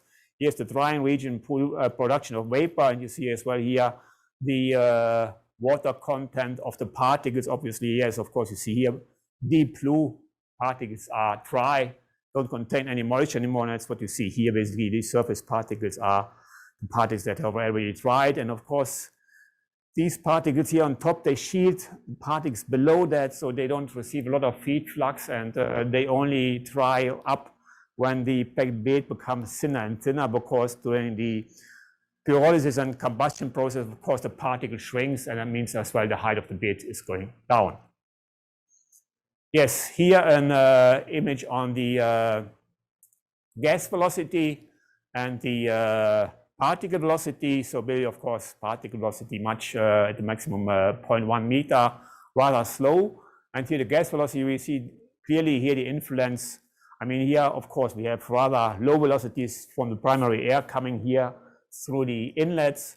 And of course, here we have the, that I mentioned or showed you previously in the mesh, these secondary air injections.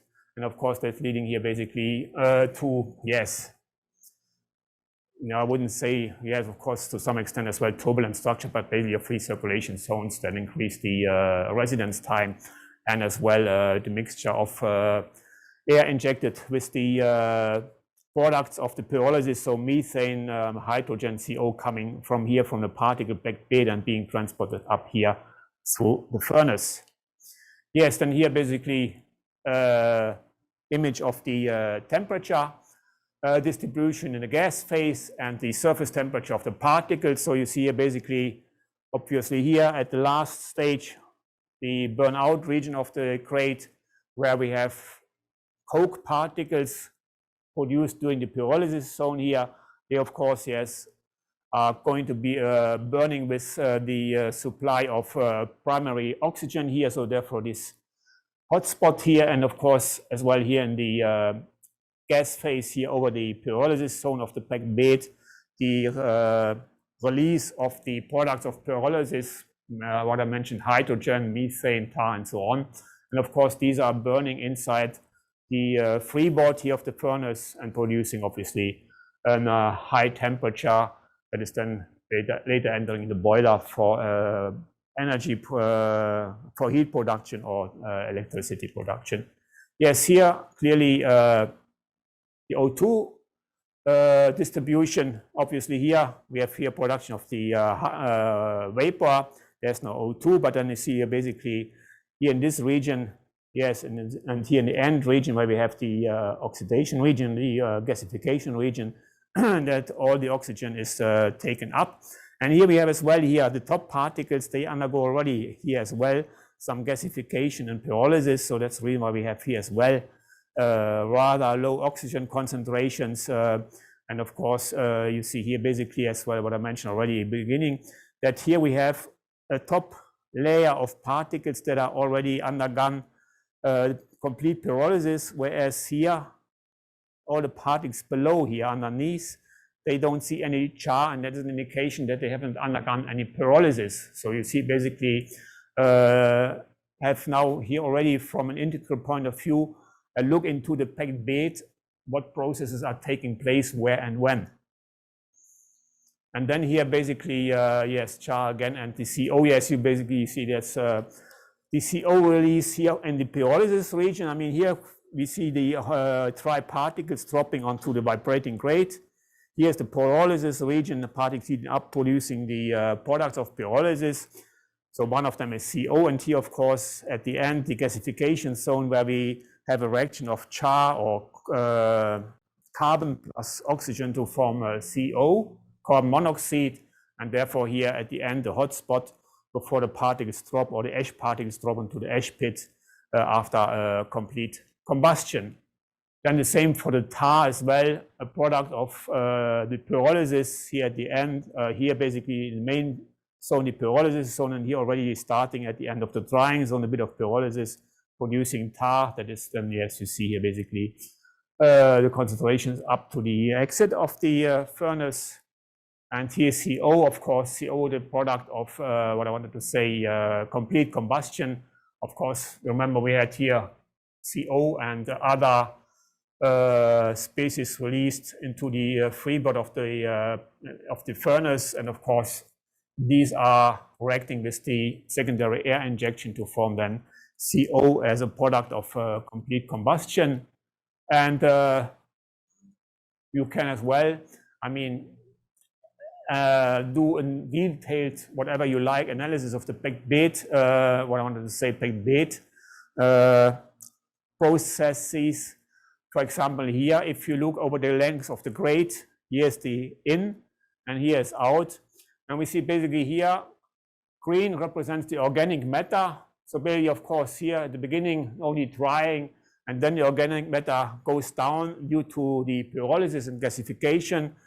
At the same time, yes, the same applies for water. So that basically here indicates up to here, half of the grate approximately is the drying zone. That's usually what you have in these applications. And then, of course, as the biomass, organic matter goes down, we have a production of char. You see here basically when the char is produced, formed, and then, of course, here at some stage, char is oxidized by primary air, and then it goes down again to 0. So you basically have a quite nice view into the processes over the length of the packed bed, but of course you never will get from any kind of experiments. Yes, okay, now I have to leave my presentation to show you the animation that, yeah. I hope that is working.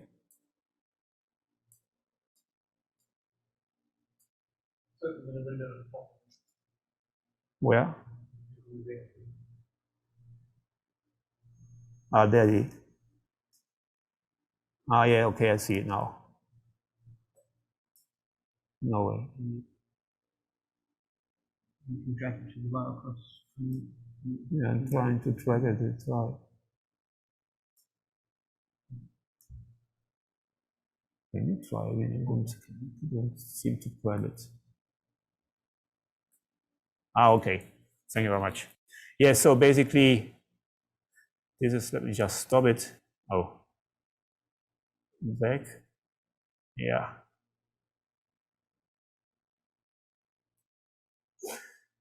So basically what we see here is the light off phase until we reach a kind of quasi-steady state, because we never have a pure steady state as in the sense of steady state. So particles coming in from here,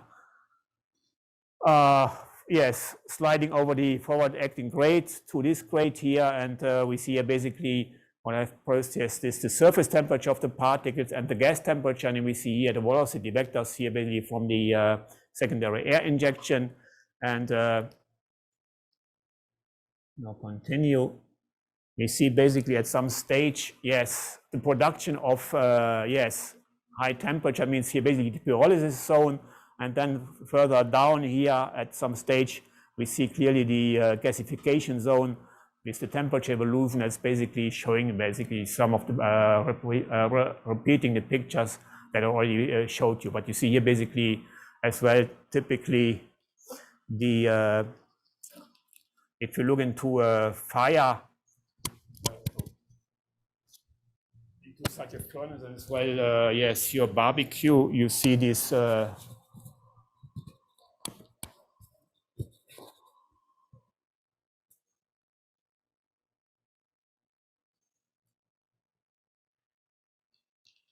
you see these kind of flow frequency fluctuations inside the entire furnace, that the temperature field is moving back and forth. Is what you see here basically as well, like that. That is these low frequency, and they come basically from the packed bed here, because you while the packed bed is moving, you have always different porous media, and of course that affects the velocity distribution and the direction, and leads to this low frequency fluctuations.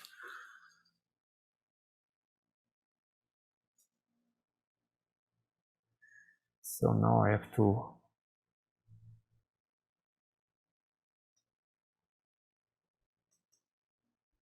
yes, that brings me then essentially to the summary, to the end of my talk.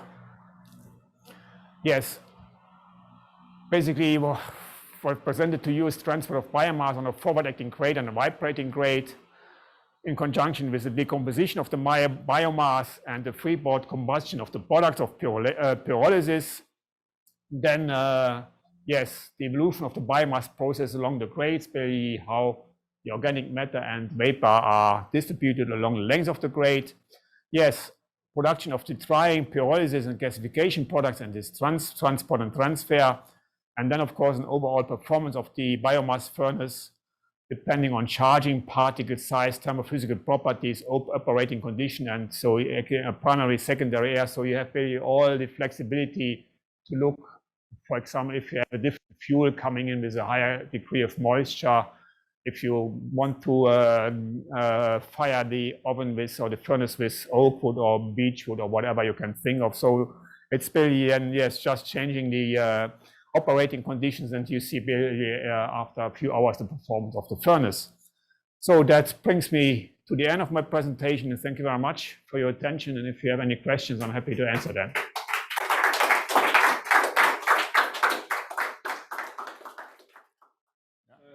So our final speaker is Dr. Bernhard Gamet, who is a chemical engineering researcher at IFP Energy Nicolas. So I will talk to you about flow past random arrays of cylinders. So we will place ourselves at a very small scale, and we will do DNS. And you will see the numerical strategy that is behind that and what we are doing with this. So this work has been done by a trainee at our group, Nicolas Fintzi, and I'm presenting his results now. So here is the outline of my presentation. Well, there is nothing really special. We go through an introduction, the numerical methods, some results on isolated cylinders, and then some results on fixed beds of cylinders, so large number of cylinders, and conclusion. So just one word about who we are and what we are doing. We are IFP Énergies Nouvelles, located both in Lyon and Paris. And our main 4 fields of interest are the historical field of oil and gas, but now, and more, renewable energies, and behind this you can place new energies, biochemicals, biofuels, and from renewable resources. We have an research interest in sustainable mobility, so developing effective and environmentally friendly solutions for the transport. And more recently, a new challenge is coming about climate, environment, and circular economy, where we are working more and more, in particular in the recycling of plastics and also recycling of metals, like the metals that you have in the batteries. So it's a research center of about 1,600 people, and with 40 new PhD per year, so it makes 120 PhD funded by IFPN at a single time. And there is also a subsidiary of IFPN which is doing the, I would say, the business part of IFPN, mainly called Accents, which is doing that work. So the objective in chemical engineering, we have mostly ebullited, fluidized, and fixed beds. So there is in there a very highly complex physical phenomena occurring. We have 2, 3-phase, liquid, gas, solids, species transport, chemical reaction, heat, mass transfer, all those things together. And we are trying to model this, even if nowadays this cannot be really completely modeled. So let's look at a fluidized bed. Inside this fluidized bed, you have particles, mostly spheres, but not only. We have many processes where the particles are cylinders. And these cylinders, they have, do we have a pointer here? Parameters like the Reynolds number of the particle, the solid volume fraction, for instance, 0.3 when you are in a fluidized mode, and the length ratio, so the ratio of the length of the cylinder over its diameter. The objectives is to be able to estimate pressure gradients for any sets of these parameters, and to build out of there Euler-Lagrange closure models that we will use to design industrial scales installations. So the theory behind this, this volume average theory is that we are volume averaging the equations of Navier-Stokes. And when you do so, you have volume terms averaged, plus you make appear in your equations different terms that you need to close if you want to apply this to a large scale. So you have the external forces, external volume forces, you have the particles on the average particles forces, you have some sort of Reynolds turbulence tensor, and you have also the moments on the particles. So what is important to predict out of these models is that we need to do it from DNS, and then we will extrapolate to the larger scale by doing these averages out of the DNS computations. So important parameters are, of course, the porosity, so the fluid porosity or the solid porosity. Solid porosity will be denoted as phi in the next slides, and is here denoting the number of particles per unit volume. And by the way, the prime, which is used here in the Reynolds average turbulent tensor, is the average minus the component of the velocity. So we do spatial averaging of the Navier-Stokes equations performed out of the DNS solutions. And DNS solutions are realized on representative three-periodic volumes. So either you have only one particle inside this volume, or you have a fixed bed of particles. And then we try to compute these closure terms out of these DNS computations. So the three ones of interest: the particle forces, the torque, and the pseudo-turbulent tensor. Numerical methods. So this is a general slide about the workflow that we use for this kind of computations. So we perform first a DEM with a code that is an in-house code, which is called Grain 3D. So this is piling up the particles. So here the example is about spheres, but we can do also any kind of shapes of particles. So cylinders can be handled, and also polydisperse particles can be handled. And then we have a classical workflow with block mesh and snappy. Just to one note about this, we are trying to capture the edges of the particles, both the edges of the particles themselves. So if you have a cylinders, you have edges, but you can also have edges at the intersection of the fixed bed with the periodic boundary conditions. In that case, you generate edges that you need to capture. And generally, we use a gap level increment, global parameter in snappy hex mesh to increase the grid size in the region of contact, for example, here between two particles. And then we have DNS run with simple foam. So this is steady state, laminar and steady state.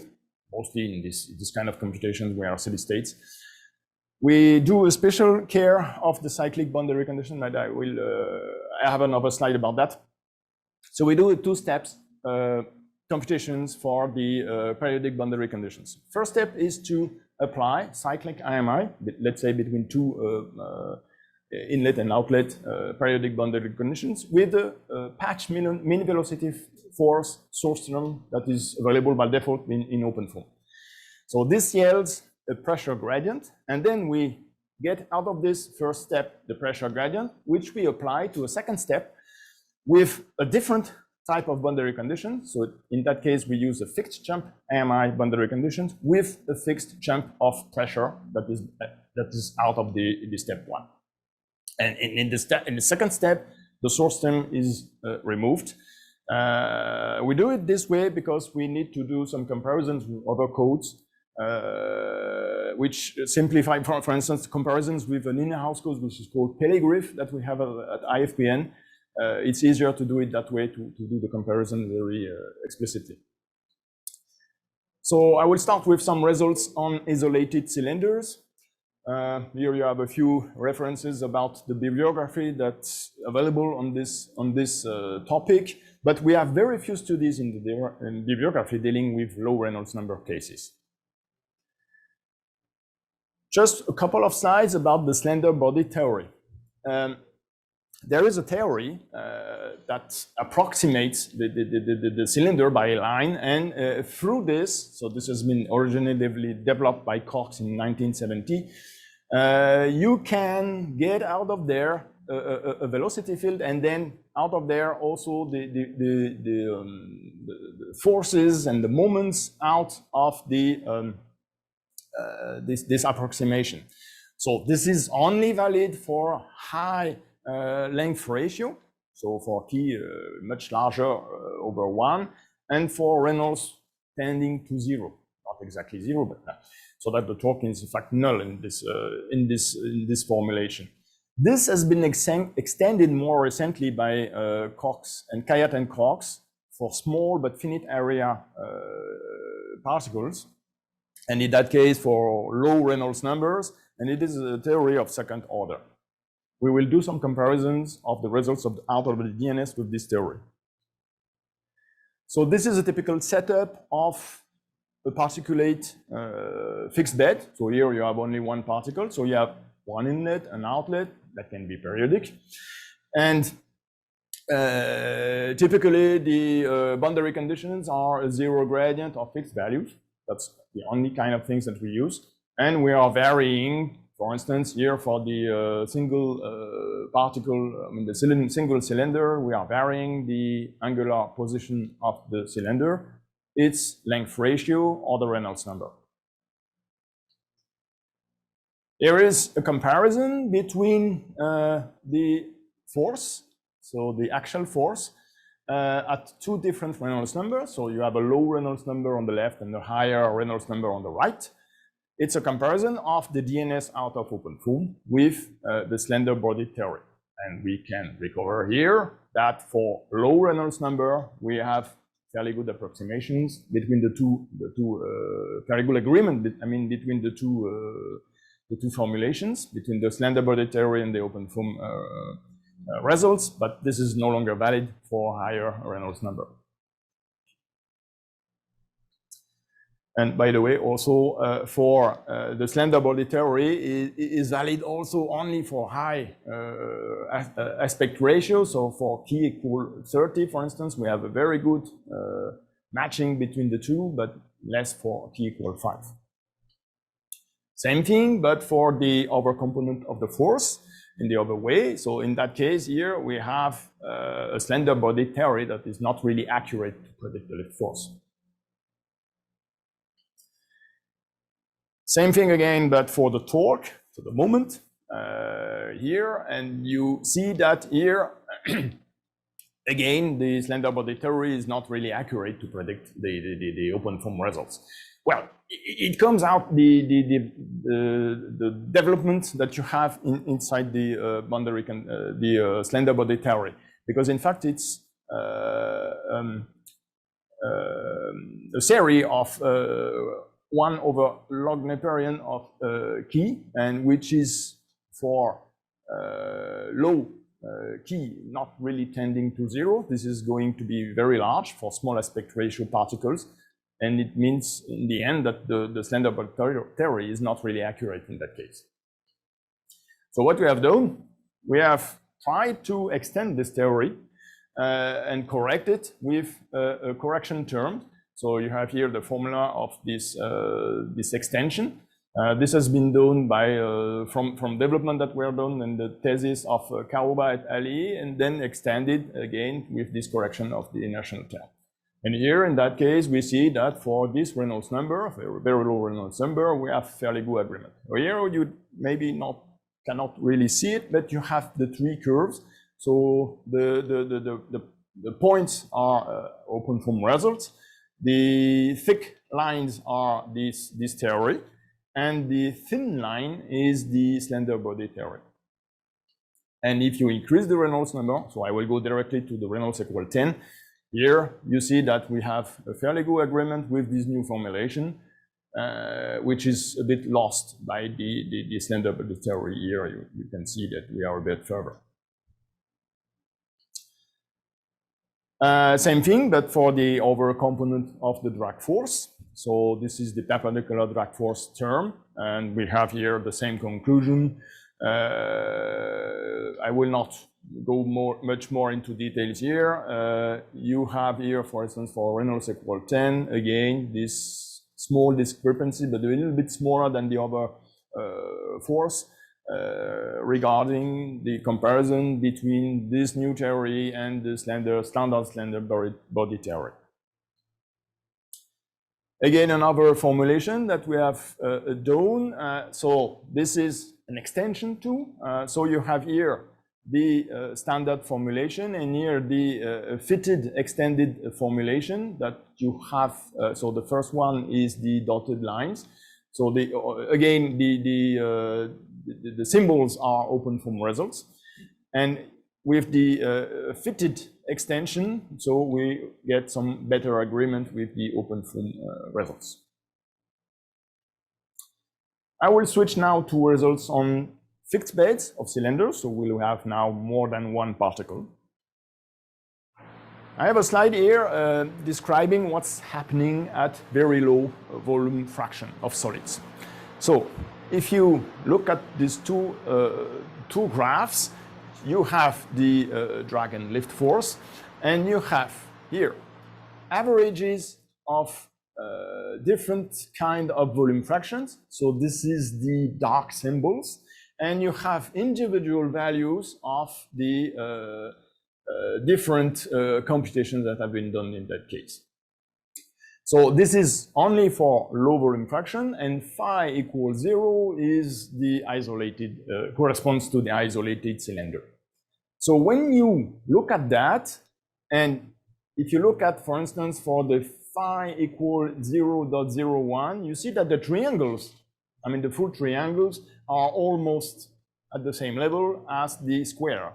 So this means that when you are on a very low volume fraction of solids, you have the same behavior than that of isolated cylinders. But this is in average, right? So, but in detail, you can see that you don't really have exactly the same thing. And if you go to further higher volume fractions, let's say, for instance, phi equal 0.07, you see that you are getting a bit further than the line phi equals 0.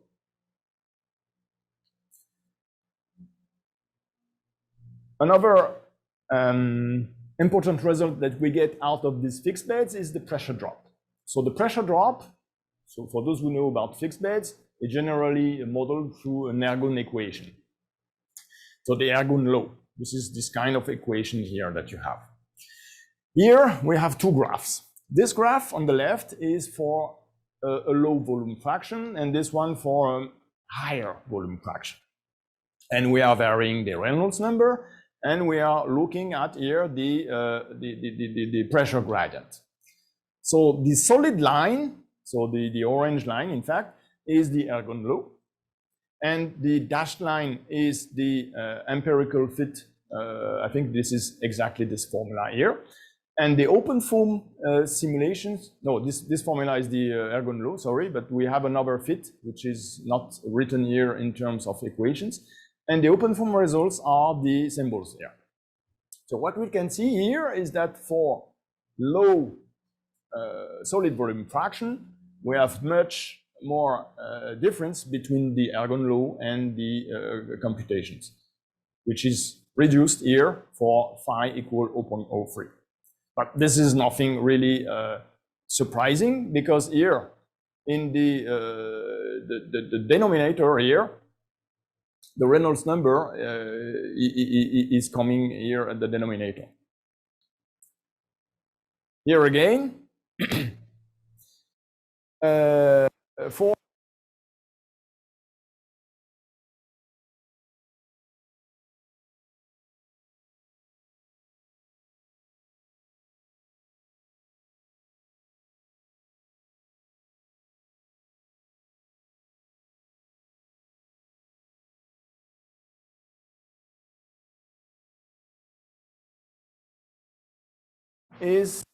has been obtained between a comparison of experiments and numerics.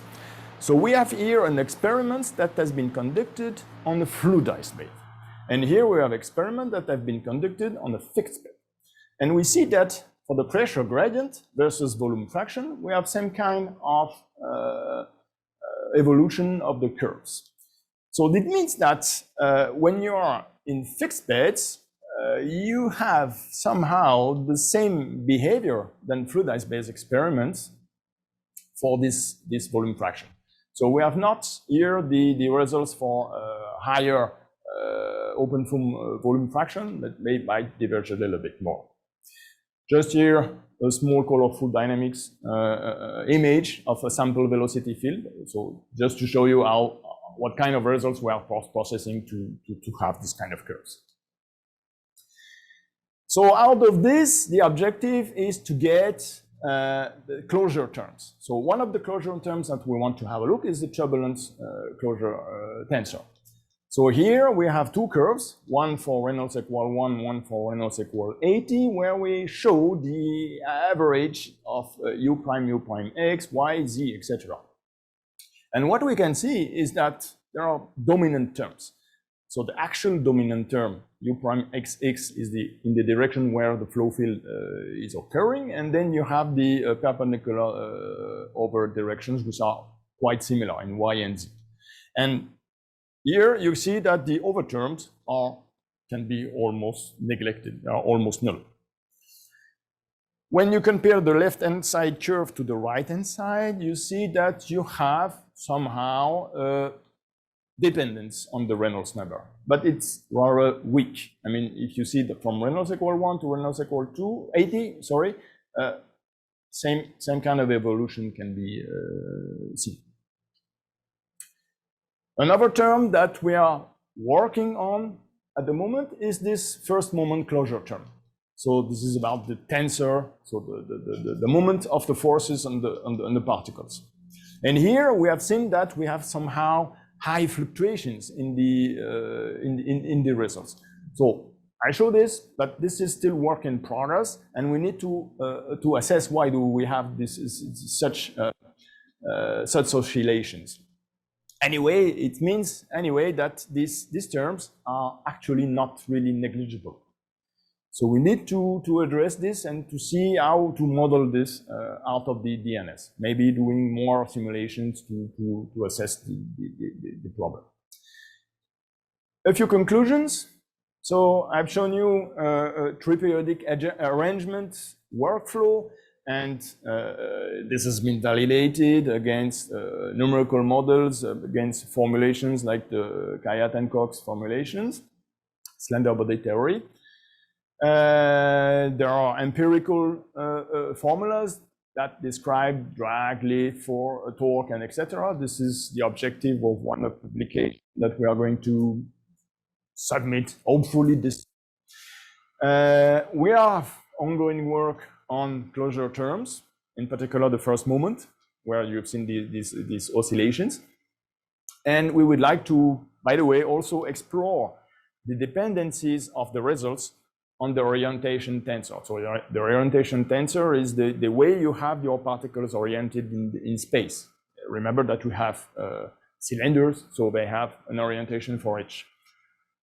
And just a small advertisement for people finishing their PhD, we have an open postdoc position on the simulation of twin screw extruders for polymer recycling. So this is also another topic on which we are working quite a lot. Thank you for your attention, and I welcome any question, if any. Just in time, but I need to be a chairman on another session at exactly this time. So maybe just one question, but very quick. Well, thank you. Yeah, thank you. I'm going to suggest that there's someone else supposed to be talking right now. We have to postpone the questions, unfortunately. Yeah, so okay. If anyone does want to ask anything, then please have Lionel. Yeah, feel free to come and ask me.